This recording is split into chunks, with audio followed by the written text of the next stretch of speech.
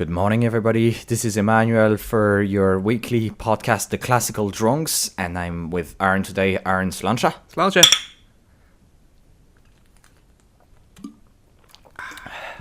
And this week, we're going to talk about the UK general election. Woohoo! Which is happening on June the 8th. And before we start, little quick parenthesis. I have my own theory. I think that Terrorism was not very happy about all the attention being drawn to the French election. And she was like, fuck it, I'm going to announce a nerdy election just because she really wanted all that attention just for her. She thinks she's a bit jealous, yeah. A little bit jealous of all the swag that Macron has attracted. It's not really to secure her power over the Brexit negotiations or anything like that, or... Nah. No, forget that. Nah, Forget that. No, okay. Right. So, yeah. She doesn't need a mandate, it's fine. She doesn't not need at all. So, yes. Can you just give us a little quick recap on what happened there for probably our UK and Irish audiences are pretty much up to date. Yeah. But for non-UK, non-Irish audiences, why is there an early election? Yeah, it's a really early election. But the reason is because we've had a huge, sea change in British politics because of Brexit. Brexit, the UK leaving Europe. So, that's a pretty big issue. So, Theresa May is basically, who, wasn't really a big player in the Brexit herself. She campaigned to remain. She's basically securing her mandate, I think, at this point, using this election to secure her mandate to bring Britain forward to leave the EU, essentially. And she's echoing that with her kind of, her motto of strong and stable, That's what she wants. Yes. She's kind of going for, look, we need a strong, stable government if we're going to push past this kind of Brexit thing and, secure some kind of future for Britain in terms of trade and all that kind of stuff. So yeah, that's generally why this election is being called. It's basically to secure her mandate. Also because she's the new Prime Minister. David Cameron is out, so also useful for her. So let me try to put it this way. If I understand correctly, because the whole Brexit thing was not expected. No. Even by David Cameron, who put it in place, who put the referendum in place at the beginning, that was just kind of a publicity stunt. Yeah, it was totally. Yeah. It's just a way for him to, kind of get UKIP off his back. Yes. Basically. Which, I mean, in a sense, he did. But maybe Yeah. not the way you'd have expected. But what happened, and so my understanding is the last election was not made with that reality in mind. Brexit was not a reality, and it is today. So in a way, Theresa May is saying, look, we have to enter into the Brexit negotiation, and that was not on the table. That was not on the debate when there was the last general election. So in a sense, she's saying we've had the referendum, now we need to elect the team who will draft and vote on the specifics of the legislation. Is that a fair assessment? Yeah, that is basically what she's saying. Also, it was very politically expedient for her to have an election soon and around now, was because at that point the main opposition, the Labour Party, were in shambles. So, it was kind of very easy for her to, But that's not grab new. Some Conservative seats. Grab some Labour seats. Yes, but that's not new because if I remember properly, during the last election, Labour was also in shambles. Yeah. Maybe I don't know if I would go as far as to say shambles, but definitely with Ed Miliband, it reached really new lows. Labour lost a lot of seats, and the Conservatives walked away with a lot of seats. So yeah. But yeah, so basically this is to secure her mandate to go forward with Brexit, which it looks like she's going to do if you look at polls. Yeah, I was going to ask you, because the polls are very interesting. Yeah. So now she's leading, but Labour is catching up to her in the polls. And that's just over the span of a few days. Over the span of the last like two weeks, Labour have made like a really big gain in the polls. There's a few reasons for that. I think a lot of in the last few weeks we've seen Theresa May come out with a lot of just gaffes, I guess you could call them. They released their party manifesto, which a lot of people were not super happy with. Particularly her main kind of base, the elderly, with all these cuts to public services, which, as we know, the elderly generally use quite a lot of. Quite a bit, yes. Yeah. That's understatement. Yeah. So, she was kind of undercutting her own base in a way. We've seen that with the dementia tax.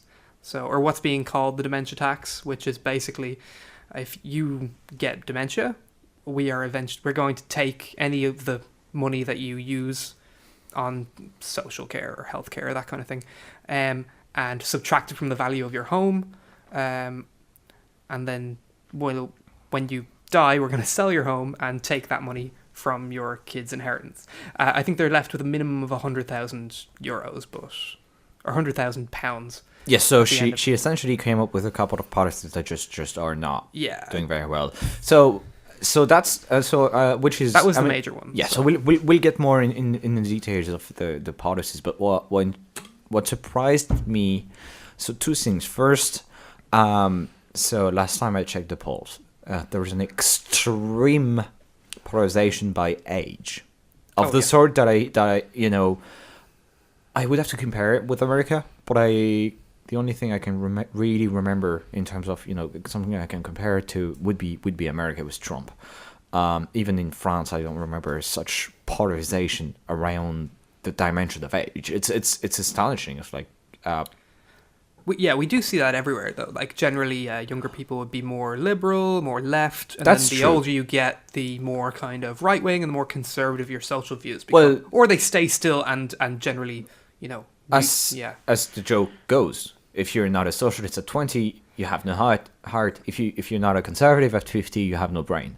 That's just an old joke. But there are, I would say, degrees, and the degree here is quite extreme. So, which is a bit surprising to me that she would crack down on. I mean, from putting my economics goggles on, public choice theory, you say whatever your voter base wants, and you don't attack your voter base. So it's a bit of a surprise to hear her say that.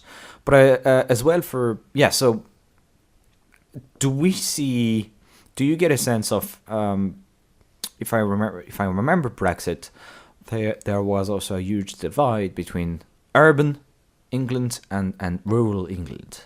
Yeah. Do we get a similar divide here? I don't actually know. I haven't really seen a huge.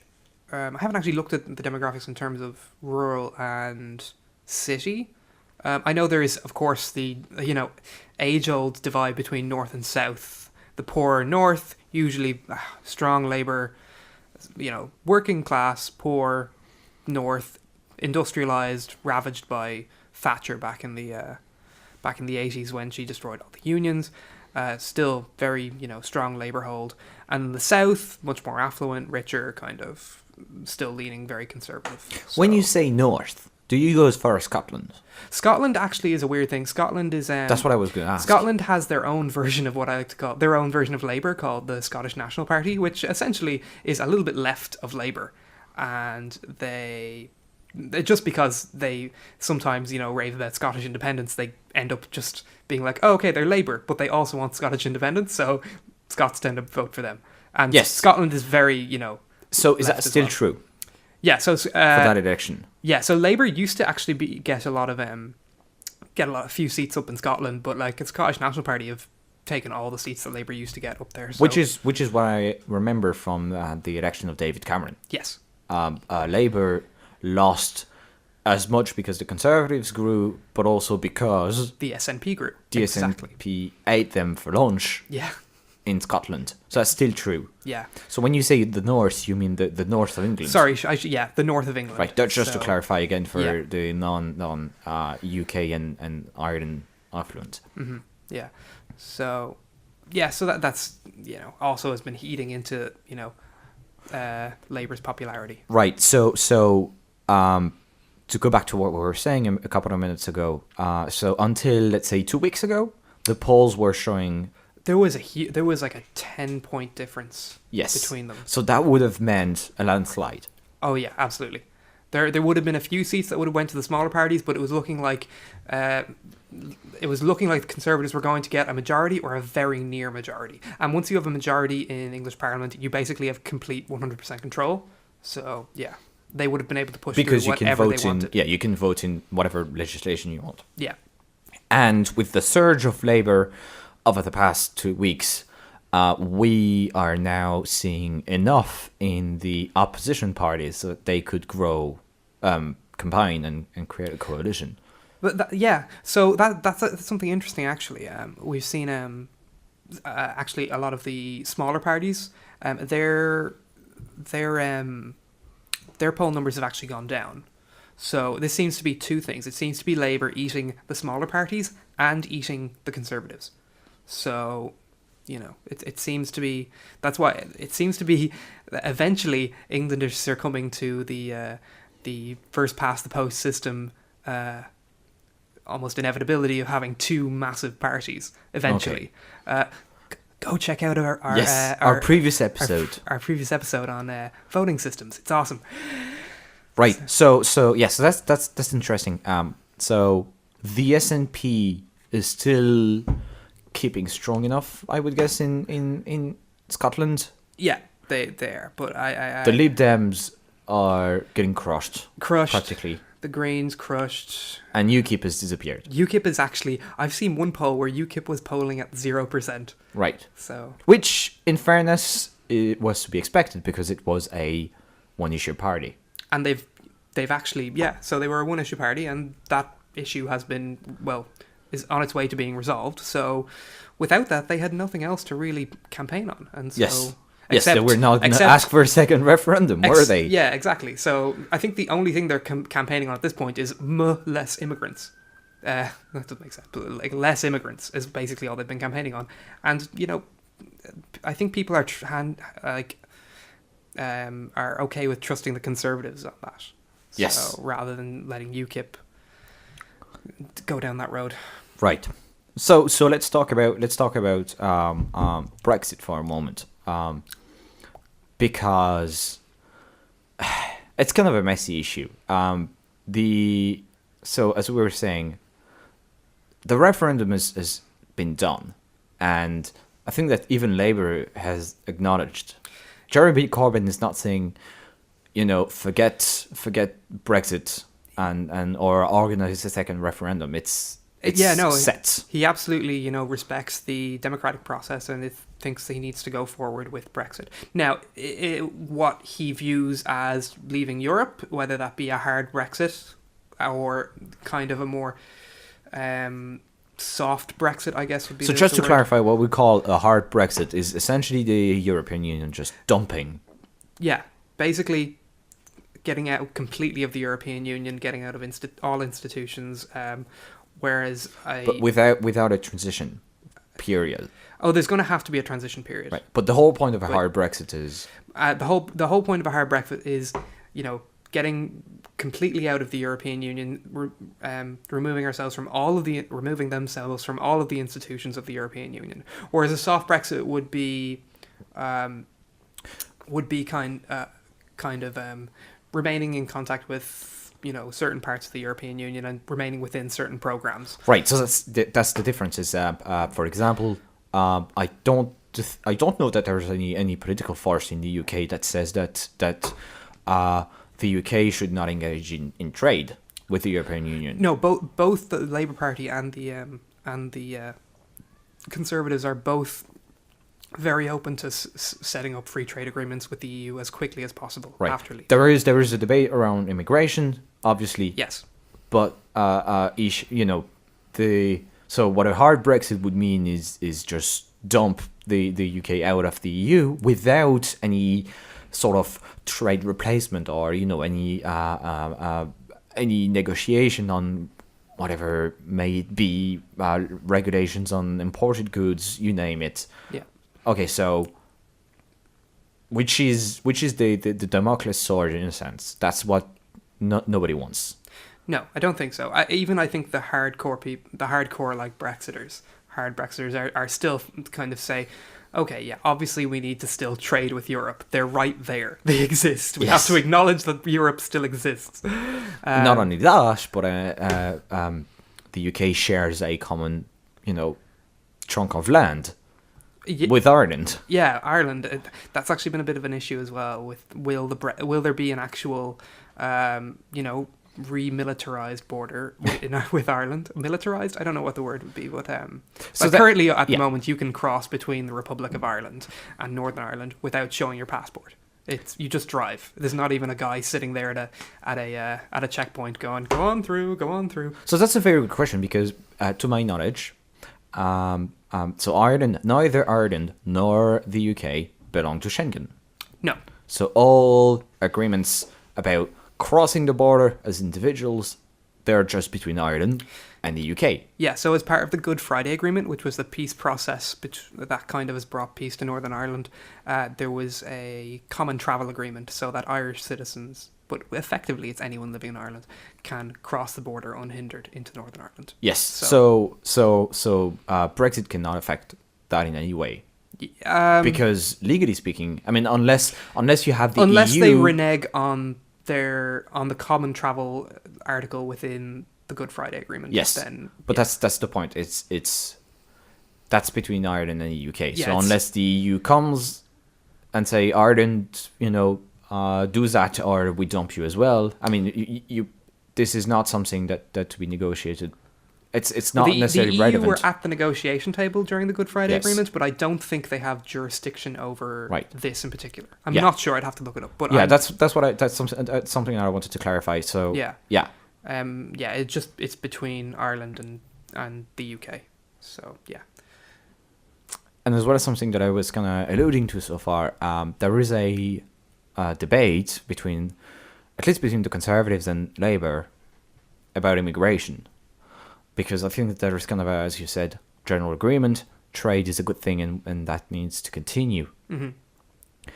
But the Conservatives are not necessarily big fans of unfettered immigration inside the European Union. Theresa May herself, who was Home Secretary, was in charge of immigration for a while. So, and she brought in measures to try and curb non-EU immigrants.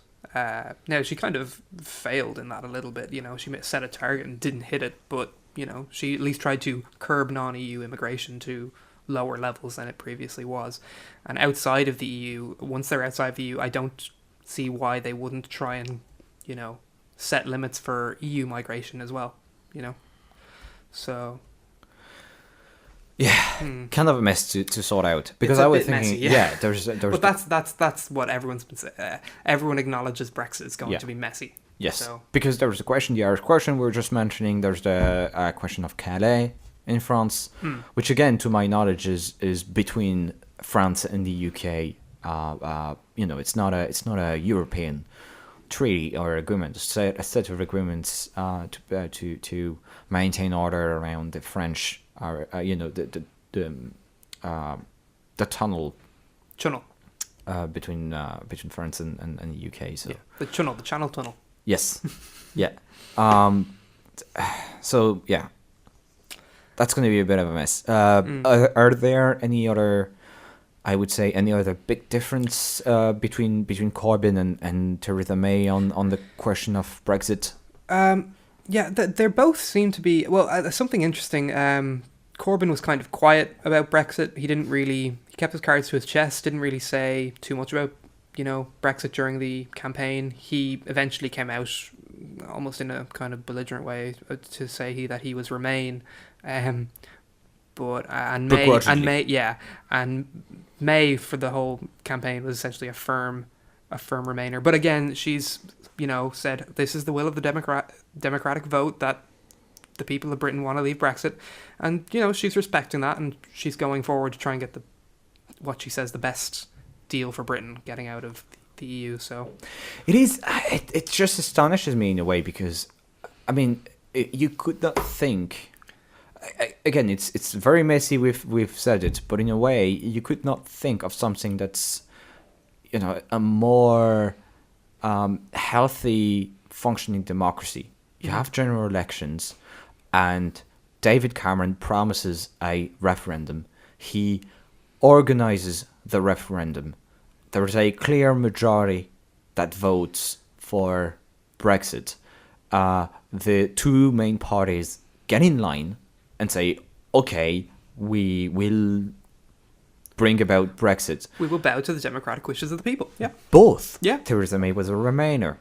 We were just saying Corbyn was a we don't know if he really believed it, but officially was a Remainer. They are saying now that's what happened, we'll do it, and we organise a new general election to bring that Brexit about. Yeah. So it's kind of astonishing, like we're talking about all the political chaos that's happening. In a way, I'm still amazed to see that democracy is still working. Yeah. This is what the people wanted, and all the institutions are falling in line. Everyone's doing what they were expected to do. No matter what your opinion is on Brexit, and everyone who knows me knows that I had that kind of a shared. I had mixed feelings about it, but it's actually if I were to ask you in hindsight a question, how should a democratic society respond to such a question, I think you would basically describe what has happened, minus the some marginal political scandals that have happened there and there. Mm-hmm. It's I don't know. It's it does astonish me in a way. Yeah. So if you compare it to what happened in Ireland with the referendum that happened, was it on? I do not remember, the Lisbon Treaty. Oh, the Lisbon Treaty. Where okay. it was, you organise a referendum and then, you didn't vote the right way. You got it wrong, guys. How can you get it wrong? Vote again. Vote again. Until you get it right. Until you get it right. Yeah. That can be a part of a wider discussion about the EU, and I think we will move on now from Brexit. We don't want this to turn into the Brexit episode. No. So one of the major parts of the discussion that has happened, especially with what happened just a week ago, was the question of terrorism. Oh yes. Yeah, and so because we've seen both candidates have I would say less than satisfactory answers. Yeah. So I guess we could start with Corbyn, because he's kind of got the most flack around his kind of response to terrorism. Now he starts off usually when people mostly ask him about terrorism, he starts off with saying terrorism is bad. Using violence to achieve political means is obviously wrong. Great, Corbyn. We're with you till this point, and then usually he says, but, which that never ends well. That never ends well. He says, but we need to be nice to the terrorists. Or not essentially that, but, he's like, we need to... be more understanding. We need to have a peace process. And I think a lot of people are looking at the current type of terrorism which we're facing mostly in Europe, which is Islamic terrorism or Islamism. And you can't really have a peace process when the other side is saying death to the West. It's like you can't have compromise on that, So yes. I think that's kind of where people are going. Come on, Jeremy. We can't have compromise with these kinds of terrorists. And a lot of people have tried to draw some comparisons with what has happened during the Troubles in Ireland, which is. Talk about far-fetched. It's completely... it's not the same thing. Because it's a bad comparison. It's a false comparison. Essentially a nationalist conflict that uses kind of some religious justification as a proxy. But it's essentially a nationalist conflict, if you think of the Troubles. Exactly. It's not a holy war with people saying, we want you to die. Yeah. And we want all your values to be down the drain. Exactly. Now, some people will say that, the UK foreign policy is partly to blame for, terrorist attacks in the UK. And I will just say that, like, yes, the UK has been involved in wars either through the UN or, by themselves across the Middle East for decades. And it has had an effect. But, however, when we see terrorist attacks carried out in the UK, it's generally from, again, Islamic terrorism. It's like there were millions of displaced Christians and Jews from across the Middle East from war zones. We don't see them being the ones carrying out the attacks. So, I have such a hard time with the blowback theory because the blowback theory, that's it works nice on paper for 5 minutes, and then you check against the fact, and you're like, the Buddhists have been victim of horrible oppression under the Chinese. I don't see a Buddhist state with 100,000 fighters trying to conquer Tibet. Mm-hmm. That's just not happening. The Philippines are in the middle, the southern part of the Philippines are right now in the middle of armed conflicts. With an ISIS-linked group. Yes. Yeah. I'm sorry, did the Philippines take part in the US-led invasion of Iraq in 2003? I don't remember, though. Same with the terrorist attacks in Sweden. Sweden was not a combatant in any of these wars. Sweden has been neutral for 200 years. I'm sorry, Belgium? You don't get was Belgium? No, they weren't. Were they not? Do they even have an army? I mean, it's the Belgians. Basically, the only reason they exist is because France allows them to. Even Yes. you guys could invade them. and well, the Germans did. Yeah. I mean, how do you think that Well- we had built a wall, and it worked? They just walked Went around it. French. Let's not go too much into the blowback theory because it's But it's obviously having a hard time. 90% to do with Yes. religion. And I would even struggle to say 10% to do with foreign. I think the 10% gives kind of the terrorists kind of more kind of ammunition to say, ooh, look at the West, they're bad. But other than that, we would still be getting terrorist attacks no matter what. So, yeah. So the compare and but Jeremy Corbyn basically he needs to kind of admit that this is an ideological war rather than ramp up a bit his rhetoric. Yeah, exactly. So which is not to say that Theresa May is necessarily has all the answers to that. No, she definitely at least acknowledges that there's such a problem, which is, congratulations, you saw that there's a problem, good on you. But you tell us a bit about the fact that she's saying one thing and then you look at the policies she wants to actually put in place and it doesn't necessarily is the logical conclusion. Yeah, she's been really kind of weak on terrorism. Now she says she's protecting budgets for terrorist specific watch groups and this kind of thing, but at the same time we see police rates, which is something we really need right now, is more police on the streets to kind of, for when these issues happen, to be able to deal with them. But we've seen that she's cut police by 14% since 2010.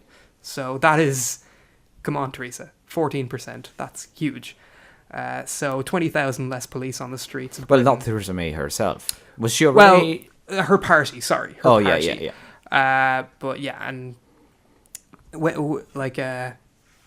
so yeah, I think that's an issue that she needs to kind of deal with, which is getting police numbers back to the rate they were kind of at, and focusing more on funding for anti-terrorism units also. Like you can't just say you're going to protect budgets for anti-terrorism units. You have to say you're going to invest in budgets for anti-terrorism units. So there's also a something that if you she mentioned cybersecurity, and the UK is a bit of a weird country there because it's a bit trigger happy when it comes to surveillance. Yes. And mass surveillance seems to be something that she enjoys. The only problem is when you catch such a wide net, such a wide net, you're going to catch everything. Mm-hmm.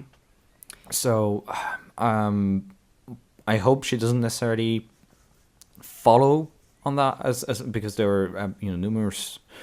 I hate using that word, problematic policies that were put in place. Yeah, like for example, now when the UK, sorry, to get back to Brexit, but when the UK leaves eventually, the EU, they are not going to be able to go to the EU Court of Human Rights in relation to their human rights law, and they won't be under the EU Charter of Human Rights. So what she's suggested is that they have a British Bill of Rights for all British citizens. Unfortunately, with this British Bill of Rights, we've kind of seen copies of it, or draft copies of it, and it mentions nothing in relation to privacy. So, it seems to be, oh yeah, you have human rights, except your human right to privacy. Yeah. So which is counterproductive. Yeah, and which allows her to push through her snooper's charter, which didn't get through this round in the general.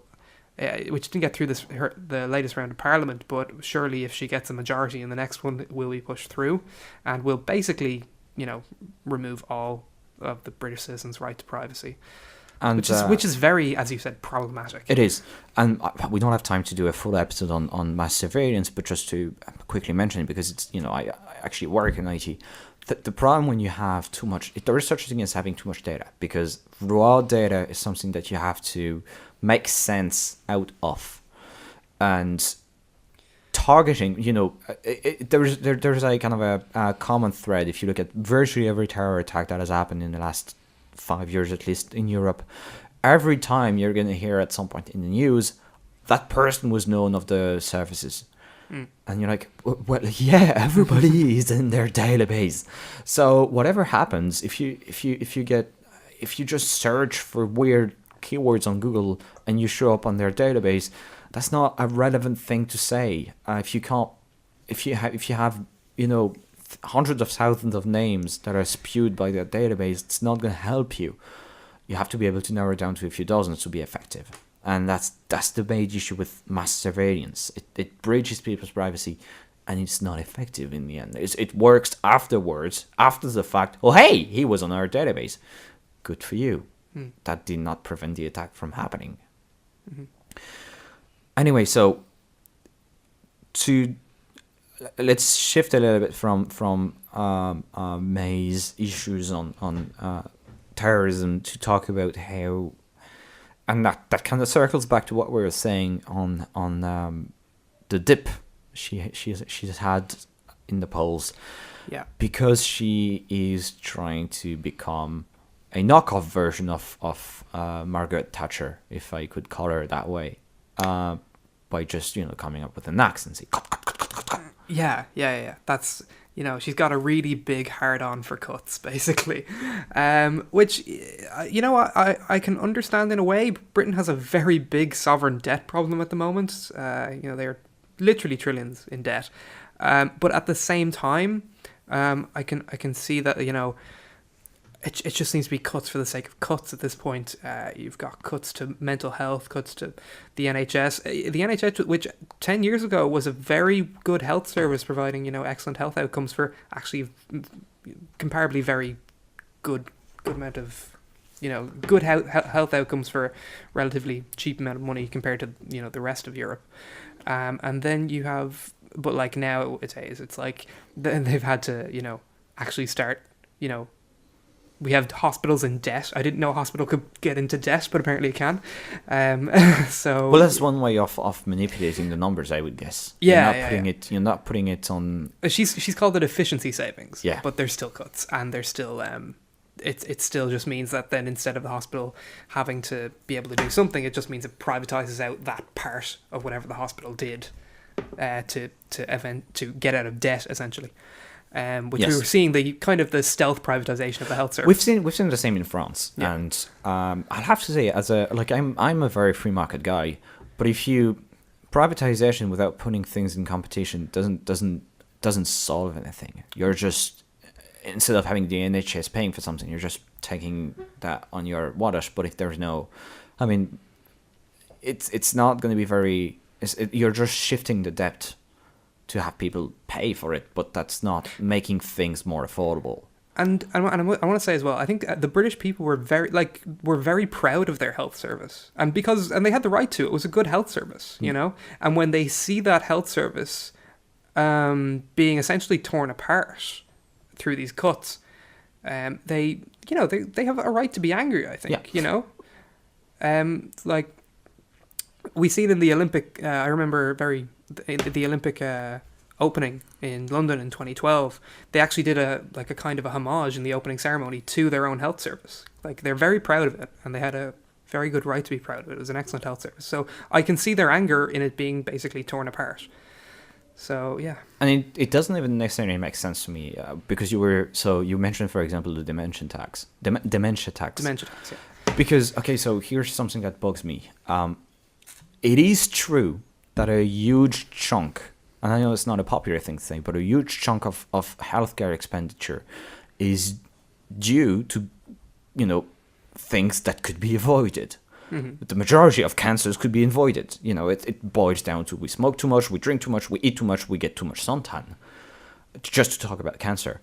And dementia is not I'm no health expert, but I'm not aware. I don't know that dementia is something that you can postpone by just cycling to work. Yeah.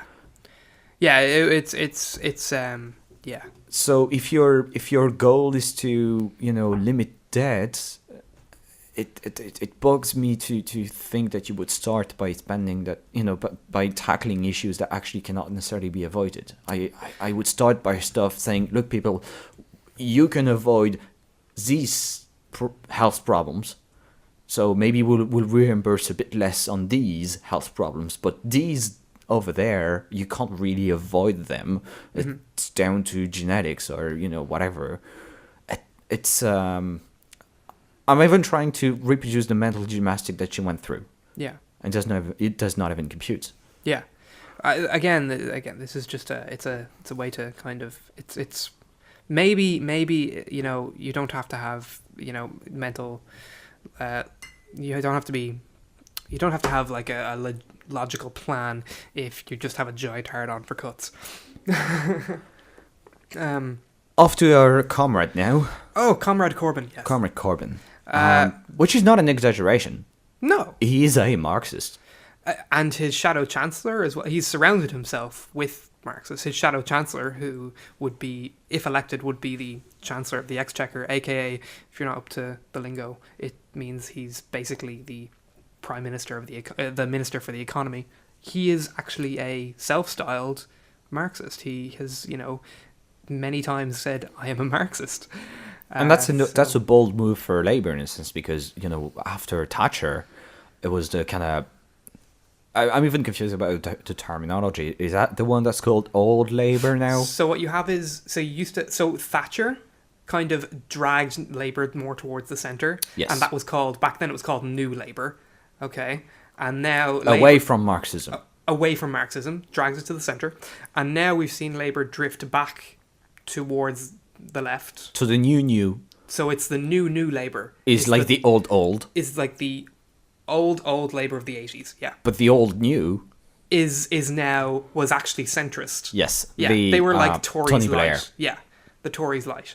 Which is fun to me in a sense, because, like, you know, Thatcher does all these awful things, and then we're elected, oh, actually, we're happy she did them for us. Yeah. So we'll just defend the status quo. Yeah.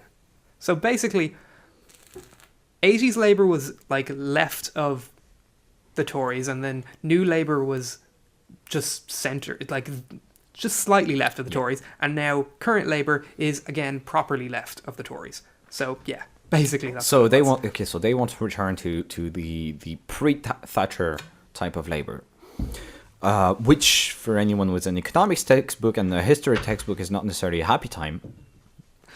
Because Marxism has always been, you know, a great success everywhere it's been tried out. You know. Yes, Corbyn has been. He's been an apologist for the Venezuelan regime, so that's not an exaggeration. Oh, even we've seen him praise Hugo Chavez, who basically expropriated the entire country and nationalized every major industry, and created one of you know, like, as of now they're in the middle of a civil war. He's strangely quiet about it now. Yes, strangely. Everybody was defending Venezuela. It's not really. I mean, Bernie Sanders, as of 2011, was blogging about how Venezuela was a great country, and now not hearing much about it. So that's kind of leaving us between really a rock and a hard place. I do feel really bad for the British public. They have basically a choice between the Hunger Games, where, you know, you have Comrade Corbyn who wants to turn the UK into modern day Venezuela, and everyone has to fight for food. Or you have May, who seems to want to recreate the Hunger Games, the movie, where all of the poor people in the districts fight for food, you know, and not have any kind of social safety net. So you have the Hunger Games Venezuela style versus the Hunger Games movie style.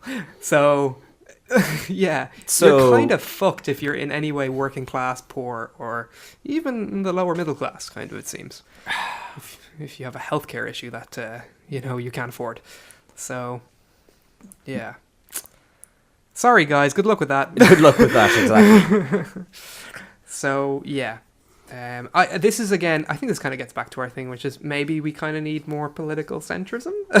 Yes, the alt-centrism. The alt-centrism. It's like, hey guys, we're very pro-business, but we also think that maybe a social safety net is a good idea. You know, people dying in the street because they're suffering of dementia. Yeah, maybe don't start with that.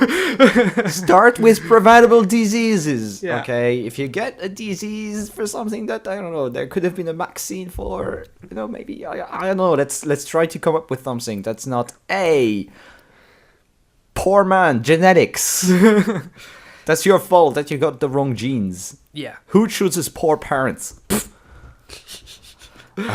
Anyways, thanks everybody for following us. That was, as usual, a pleasure to do that podcast. Don't forget to subscribe, to press the little like button, to trash us in the comment section, and we hope to see you in 2 weeks. Great. Thanks, guys. Bye.